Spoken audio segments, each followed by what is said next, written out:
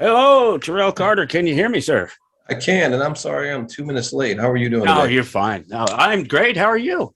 I am doing well, sir. Yeah, I love your. Is that a just a insert background? It is, isn't it?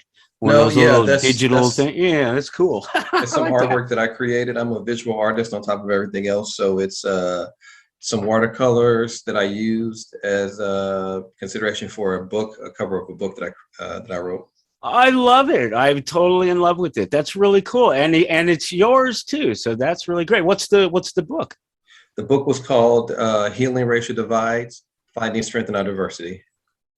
And is that really just born out of your work with the community? And It is. It was. I wrote it specifically after Michael. I wrote two books specifically after Michael Brown was shot and killed, okay, and they were both academic books. So that one was about. So I'm a Christian. Doesn't matter. The point is that the community that I think that I'm most called to try to educate is white Christians, to help them understand the experiences of minorities and people who are not like them. And so anyway, the book was a way to help them understand the history of the frustrations and the struggles that minority communities have experienced in America, and what does that mean for their responsibility to try to make things better. So that's where the image comes from. It was one of three potential art images for the cover. It wasn't chosen as the cover of the book, but it now is the image for the podcast that I have called Communities Forward. that's great. I really do love it. It was striking right away, and so I had to know all about it. Had to have some history, and that's great that it turns out that it's just you.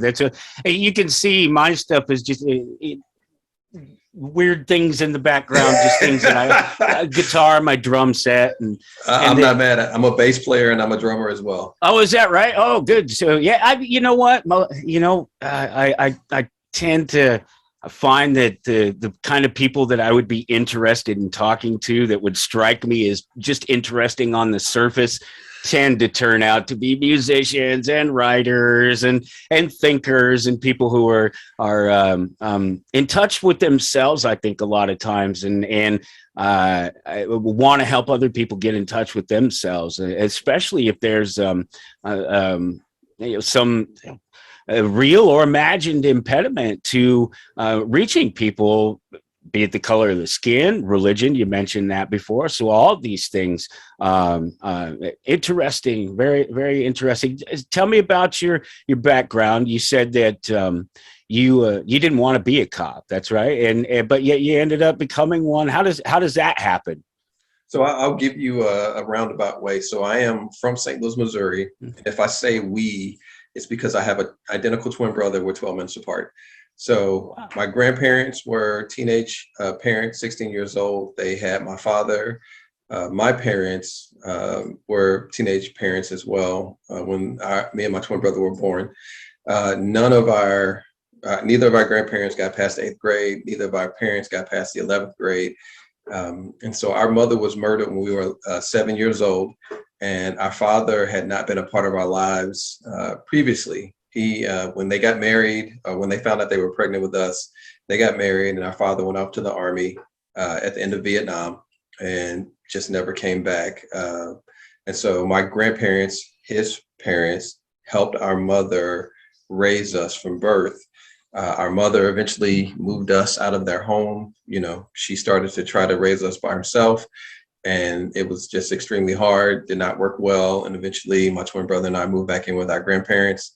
And eventually, just very shortly after that, our mother was murdered. We grew up in North St. Louis, which at the time was a good community. And excuse me, let me rephrase that, is a good community, but the community has changed over time. And so we grew up not having had positive experiences with police officers.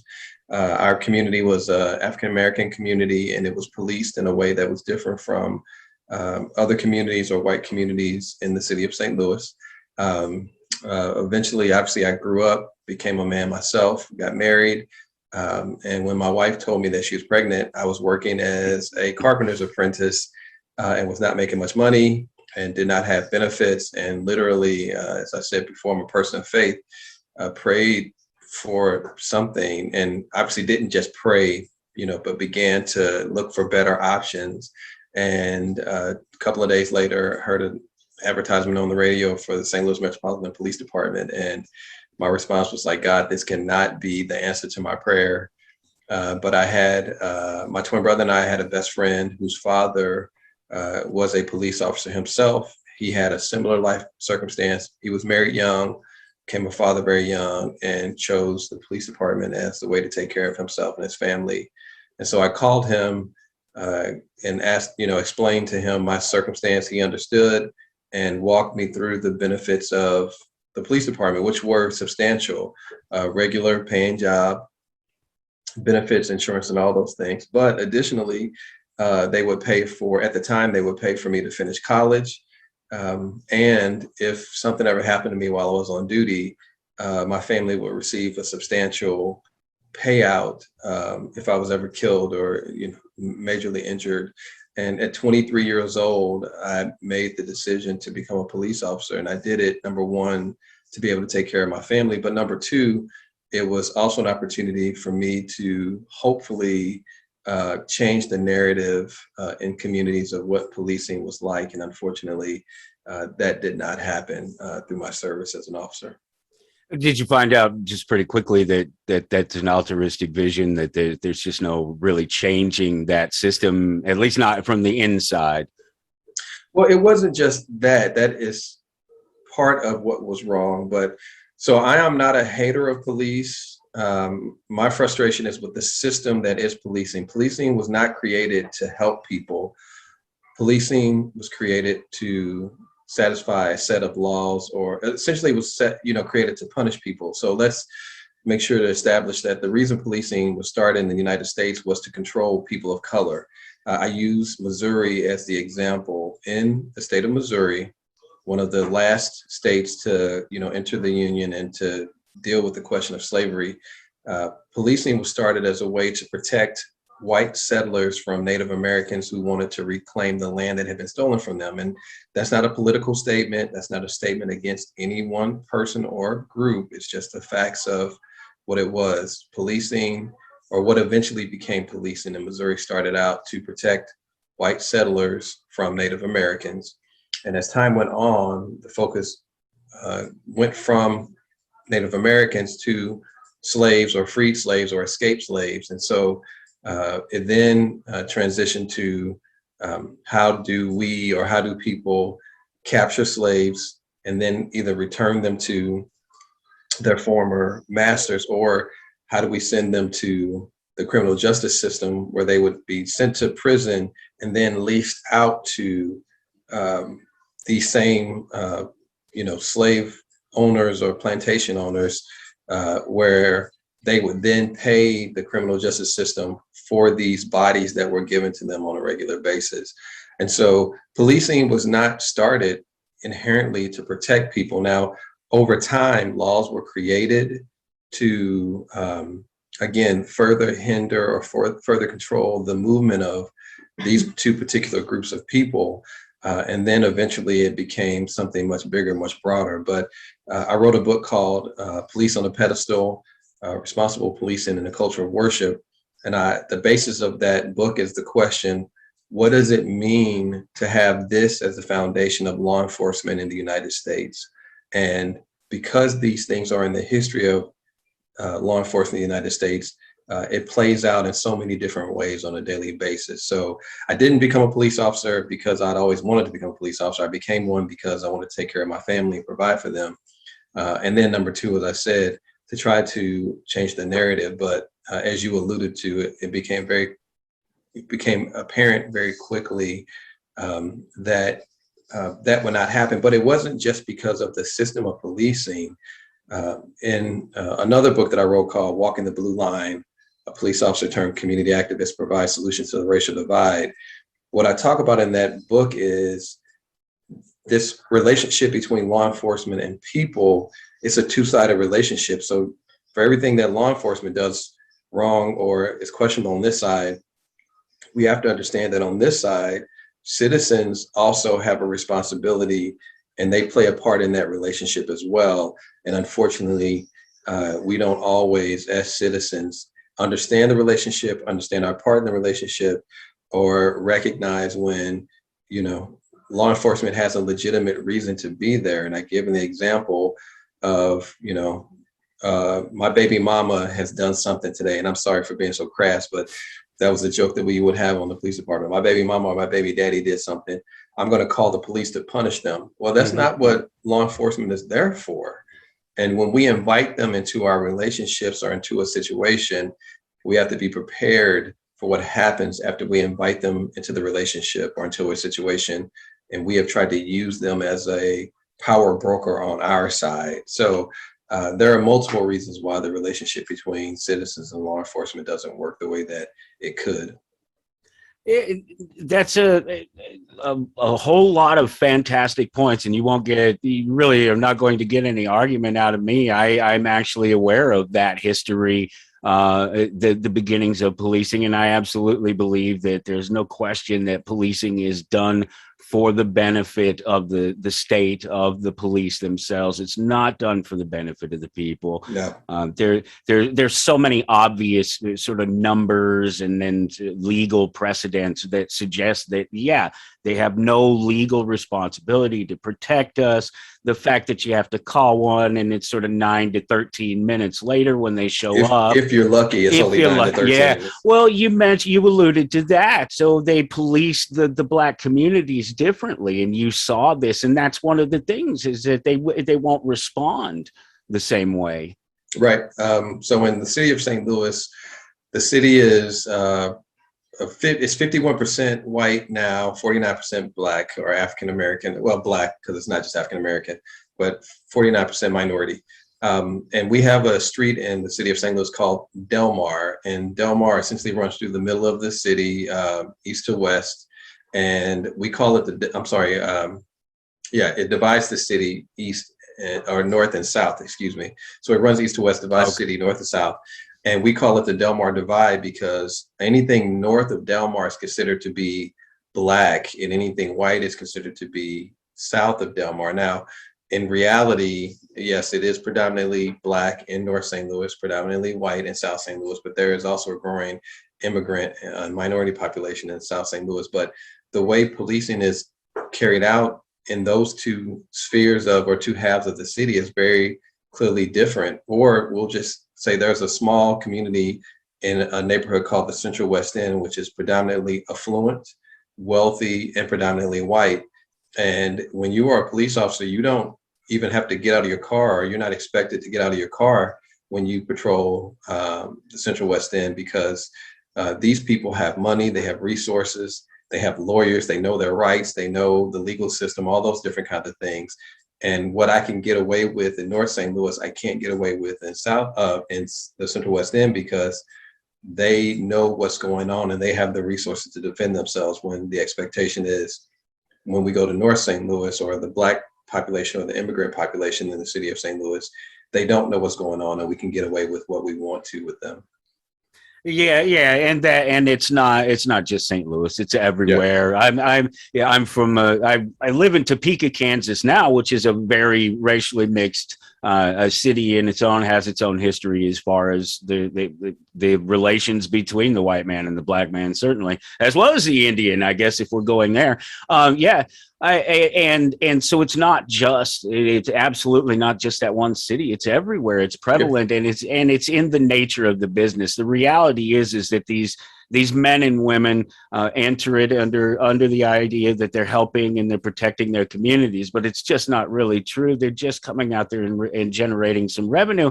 And that's not to say that some of them can't be heroes and some of them can't at times really be in the right place at the right time to do something to save someone, but they're certainly under no legal obligation to do so.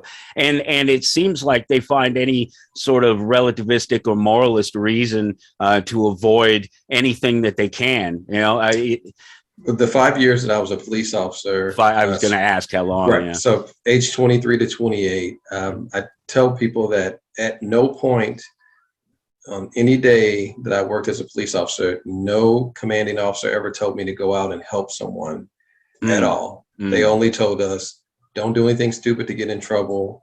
Make sure you protect your partner. come back at relief, or when it's time to get off. Those were the three things they told us every day. But at no point did anyone tell us to help someone. And to be truthful, Wow. I have multiple examples of when doing the right thing was frowned upon, instead of, pushed or celebrated or encouraged. It was, you have to protect yourself, you have to protect your partner, you have to protect the department, essentially at any by any means. And again, that played out on a daily basis. Right. Well, and that is ultimately what ended your relationship then with the police. Yeah. It was. So there, I left the department because I had a partner who planted drugs, stole some money from some people, and I could not lie to the federal attorneys about that report. But that was not the first time that happened. Within the first 3 months of my tenure as an officer, I had a training officer who falsified a report in my name, and I ended up going to other officers to ask for advice. I said, hey, this is what happened. This is what he wrote and expected me to sign. How do I manage this? Because I don't feel comfortable doing this. And within 24 hours, that officer was aware that I was questioning what he did. And I was threatened that, something was going to happen to me if I didn't just do what I was told.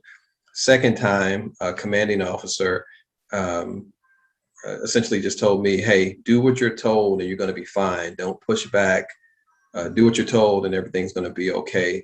And it just never sat. And I don't want to sound like an overly moralistic person, because I was never perfect. No police officer, no human being is perfect ever. And no police officer is ever going to be able to do everything right. And I can give examples of what I mean by that. But I could not see sending someone to the federal penitentiary for something that they did not do. So again, these people that were arrested were not necessarily quote unquote good people. Like, one of them was legitimately a drug dealer. Another one had gone to prison before, found another person with a gun. The problem was my partner lied about the entire circumstances surrounding the arrest. And part of my point was, just tell the truth, and let a court decide what's going to happen, not you be the judge and jury destroying someone else's life. And the irony to all of this was that particular officer was another African-American who had African-American sons. And he complained on a daily basis about how police treated his children. And I was like, but you're doing the exact same thing to other people's children. How does that make sense? Yeah, that's tough, boy, man. And I guess that's really the story of a lot of officers that find themselves on the outside of the system, crossing that thin blue line, and really wanting to. Wow, man, they never once told you to help the community, huh? No. That wasn't even in the back of their minds. Wow, what a scary thought to just think that they're just sending, just all over the nation, they're sending sort of 1 million people out on the street armed every day, with the notion of collect some money and pay for yourself and protect these people that are in that line, that the receiving line of the money of the people that are being, let's face it, robbed over a lot of victimless crimes in some cases. I can give you another example. So when a police officer works a part-time job in uniform and still has their police powers, in St. Louis is called secondary. And I worked a lot of secondary. I was, again, a young father, going to school, all those different kind of things. The point is that I worked from 11 at night to 7 in the morning, and I would get off at 7. And by 8 o'clock, I needed to be at whatever my secondary job was. And a sergeant heard me talking about the fact that I was working so much secondary. And the sergeant said, well, you don't need to work secondary. All you need to do is just arrest somebody and apply for warrants on them, and you'll make all the money you need. And I was like, wait a minute. What? Right. I'm supposed to arrest people just so I can make sure that I can make overtime and I can be able to pay my bills or to pay, whatever it was, versus no, don't see these people, see citizens, see the people in the community that you're patrolling as a dollar sign. And it was frustrating, to say the least. So I continued to work secondary and did not arrest people just for the sake of arresting them to make overtime. Wow, man. I mean, it's interesting my wife recently, after years and years of being out of the system, went and got her degree updated and started teaching in the school system. It was within the last 4 years, and you know things change, and you know things are bad. You hear stories, but until you get that inside, that real true inside conversation from somebody who's been there, you just don't really, you have the suspicion, but then you look somebody in the eye, and as it were, the digital eye as it is, and hear them tell that's what the job is. It's scary for a normal person out here, let alone a normal person who already has these understandings, and has to make it through the day. And every time a cop gets behind me, I'm just like, oh man, what pretext to find out if I have a flower in my pocket or something. They don't need a pretext. Mm-hmm. So I've told this story multiple times when I've spoken in public. The second week of the academy, 1997, I was in the academy, and the second week, one of our instructors said, "You have the magic pen." And what that means is whatever you write in a report, people are going to believe. Make use of that pen. That's the pretext, is the words you just used. But that's the pretext that we want you to get statistics. We want you to do things that, now let me take a step back. There are legitimate officers, or there are officers who legitimately want to make the streets better, that want to stop crime, that want to stop whatever it is that's going on. So I am not lumping all officers into this. What I'm saying again is the system is not built to do good. The system is built to protect itself and to fund itself and to make sure that it continues to move forward. And the way for that to happen is for more people to receive tickets, for more people to be arrested, for more people to all those different kinds of things. So I wish that it was different, but here's the other caveat. I've been talking about this since 2015, and no police officer has ever said, I am lying or I am wrong. They always say, well, you're disgruntled. You never wanted to be a police officer in the first place, or something like that. They don't address the things that I am saying or the things I brought up. They instead try to question my attitude or my motives versus, am I telling the truth? And if I am, how do we manage what's coming from that truth? Or if I'm lying, then you should be able to prove that I'm lying or show that I'm lying, because this is not based on opinion. I am able to give verifiable examples of what happens. But here goes the other thing. Other officers come to me after they retire or are close to retiring and say, or when they resign or quit and say, I wish I was as brave as you. And I don't consider myself to be brave, so this is not a pat on my back, but they say, I wish that I could do the same thing that you're doing, because the world needs to know that this is actually what's happening. Wow. That's a great thing. I mean, at least somewhere along the way, some of them are listening. Who do you think you're more successful speaking to and convincing of the problem? Is it the Black community or is it the white community?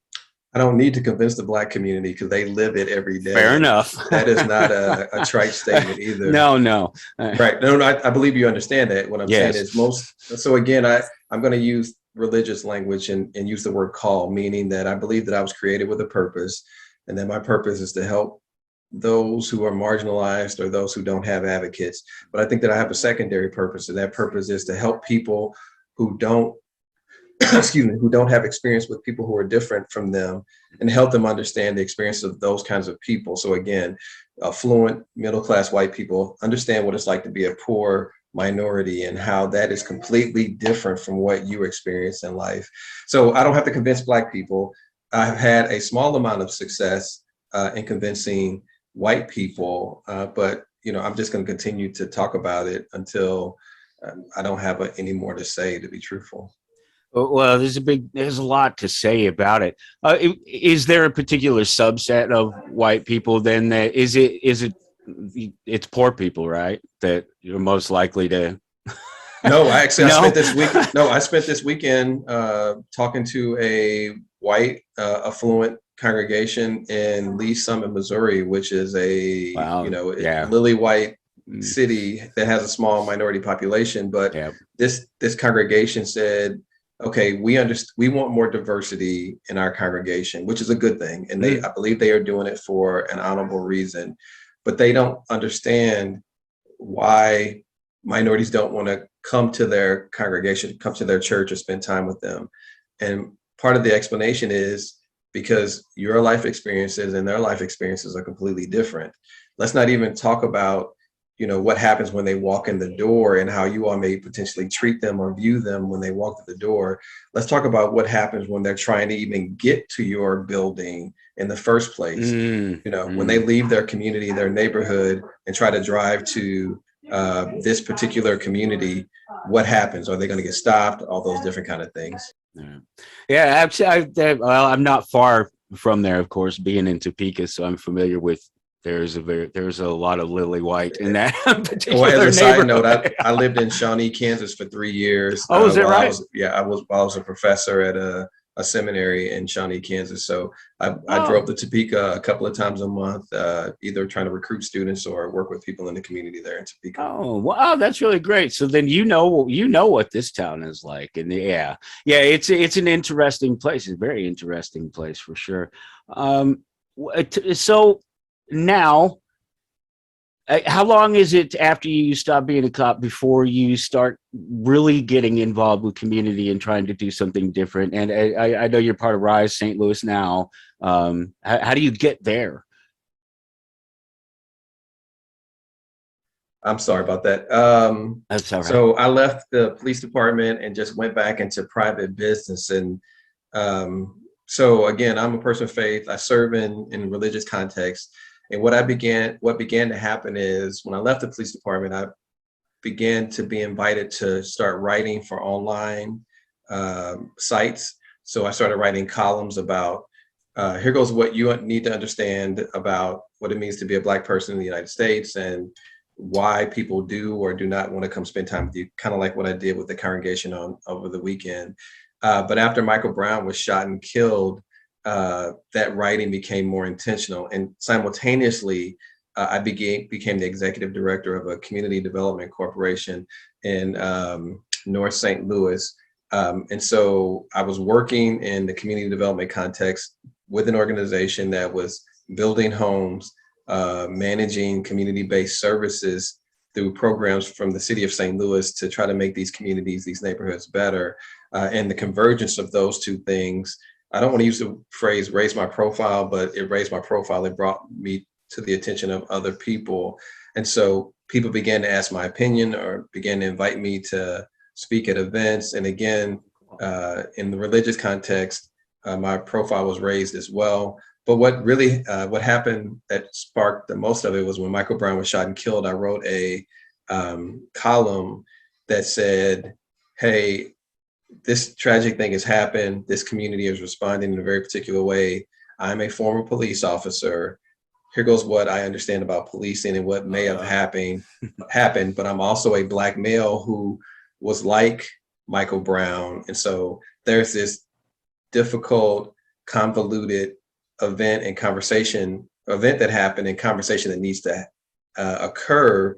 Let's start trying to have that conversation. And I was able to write multiple other columns after that. And eventually a book deal came from that, which I was not looking for. But my thought was this gives me an opportunity to have this conversation on a much wider level. And from that, it just continued on. So my goal again, or my calling rather, as I've used the phrase already, is to work in these kind of communities and help people.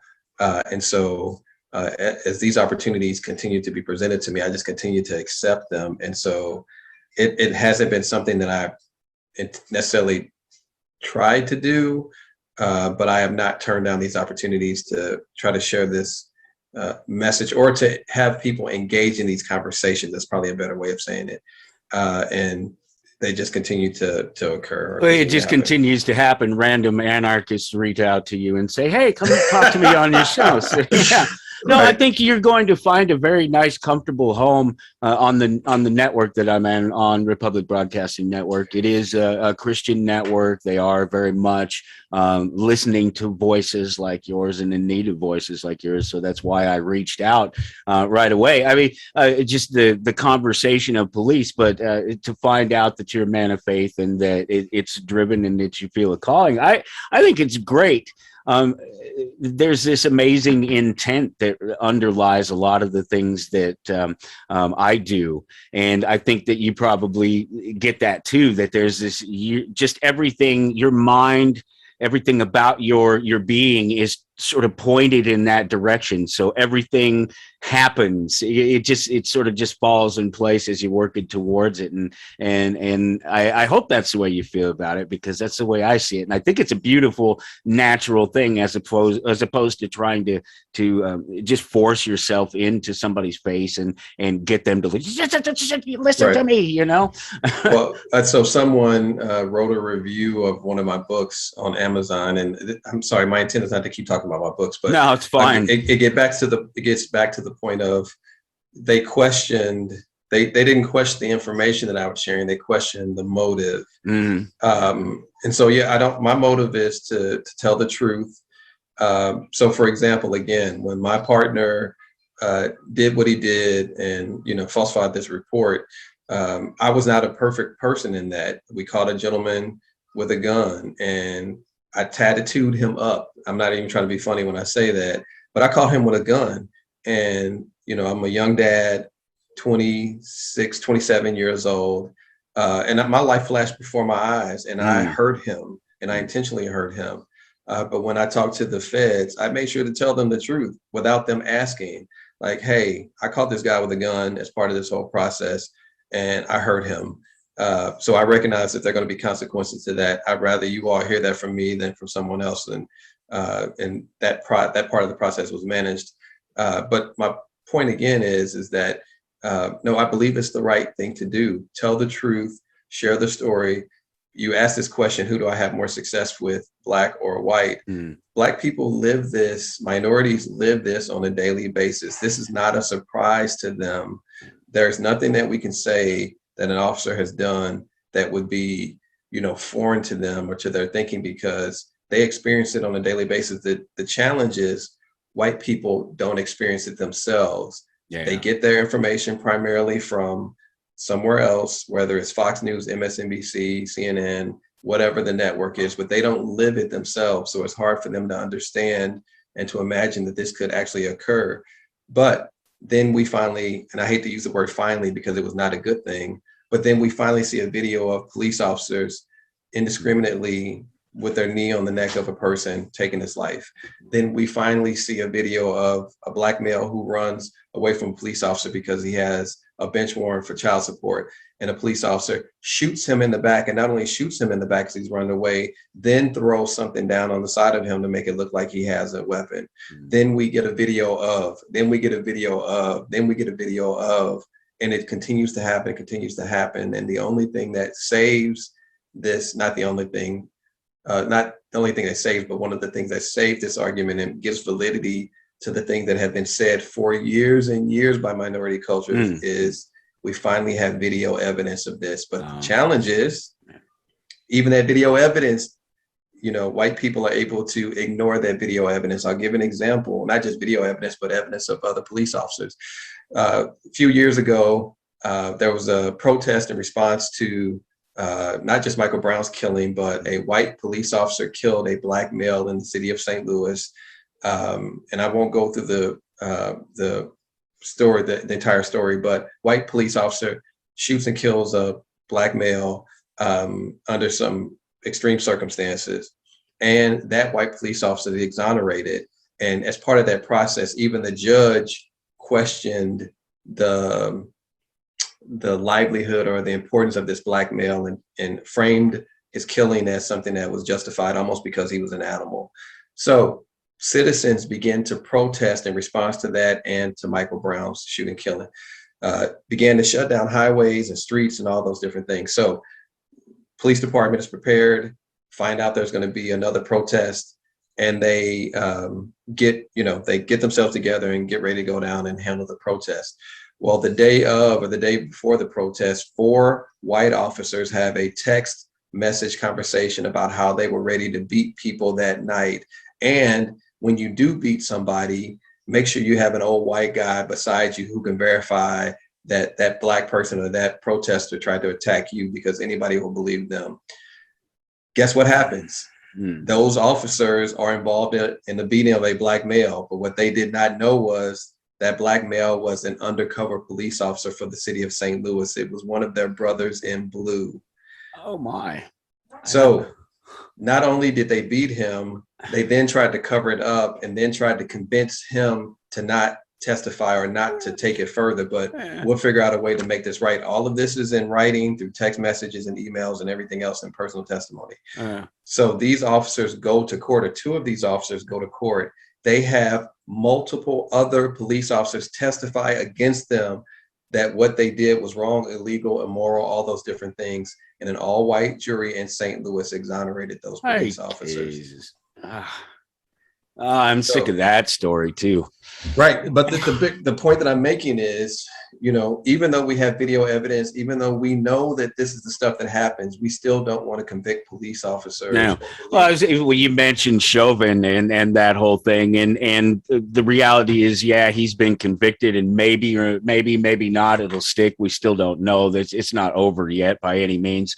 But the reality is that is where the attention was turned, and he is not the problem. Derek Chauvin is not the problem. He is a symptom of a bigger problem. And so the attention has been turned to that man and that man that he was kneeling on, and the bigger question of policing and who benefits from it and why is completely ignored, particularly by white people. But then again, we already know that the black man, the black woman, they know this story.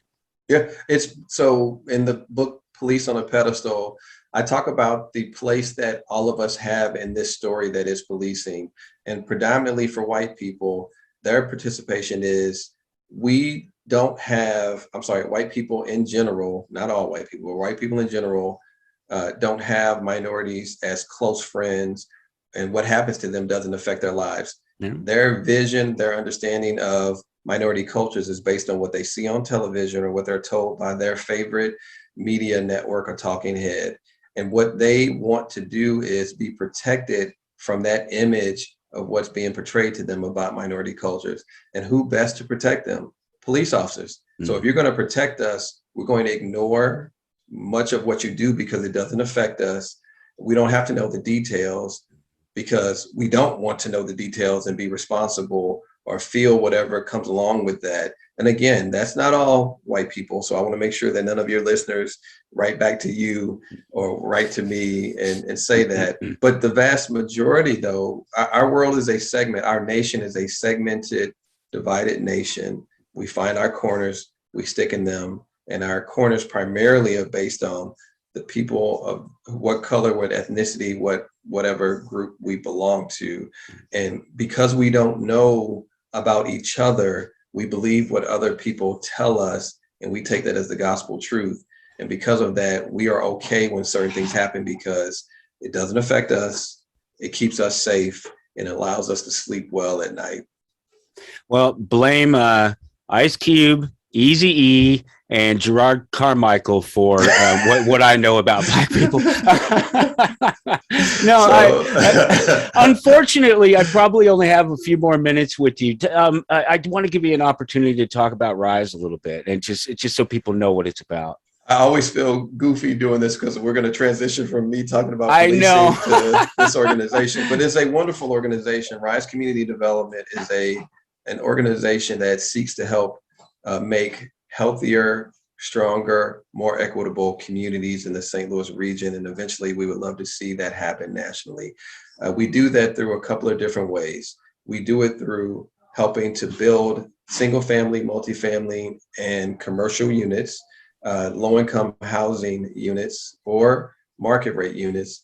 We also do that by consulting and advising cities and municipalities related to housing and equitable action, job creation, all those different kind of things. We also do it by helping community groups that are based in neighborhoods that have built relationships with neighborhoods. We provide them with technical assistance, meaning we help them learn and understand how to do what they do better and how to find resources to do that.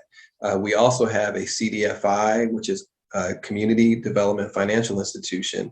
And the purpose of our CDFI is to provide funding for women-owned and minority-owned small businesses that are in the construction industry, to provide them with capital to do whatever it is they do.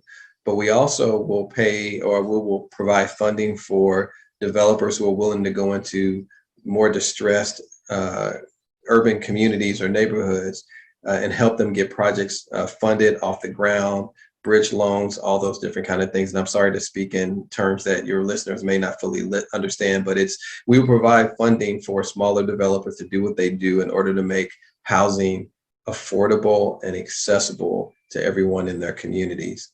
And we also we lead planning efforts for communities and neighborhoods, meaning that we will lead the effort to find out what is needed in that community and then the resources to get those things accomplished. And we don't go in like we're the professionals who know everything. Instead, we engage in conversation with the people that live there, that are most affected by what's going on or occurring or not occurring in those communities. And we will assist them in developing a plan. We will help them develop language, develop strategies, all those different kinds of things to make those neighborhoods stronger, healthier, and more equitable. That's really awesome. That's a really great thing. I love the thing you talk about the financial institution. That my audience will love that too. I'm an economics guy, so I'm always talking about how money flows and it goes where it needs to go, and especially when it's not sort of centralized banker controlled. When you break it down and get into communities, lending communities, a community sized bank. Something along the lines of what you're talking. It's amazing. I love this stuff. I love the whole thing. Yeah, I'm not besmirching or throwing dirt on traditional banks. I mean, the benefit of a CDFI is we are small enough, or not small enough. We are nimble or agile enough that we don't have to follow the typical guidelines that a bank would follow. Now, we are under FDIC rules, so that's not like anything funny happens in that. What I mean is that we are designed specifically to meet the needs of the community that we are serving. So it's not just about closing the loan. It's about how does this money help the people that it is intended to help. And because of that, we are able to be more flexible. So we don't have to have the same underwriting criteria, the same criteria as it relates to the value of a home that a traditional Bank of America would follow. We can be more flexible and say, okay, we see value in this and this and this, and this may not look the way that it traditionally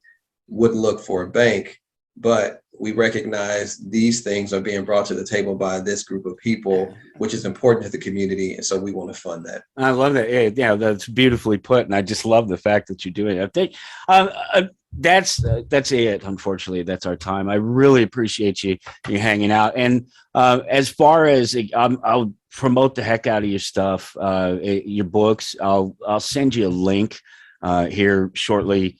It'll be a little bit later this evening. I haven't created the page yet, but that'll be the show page for the episode.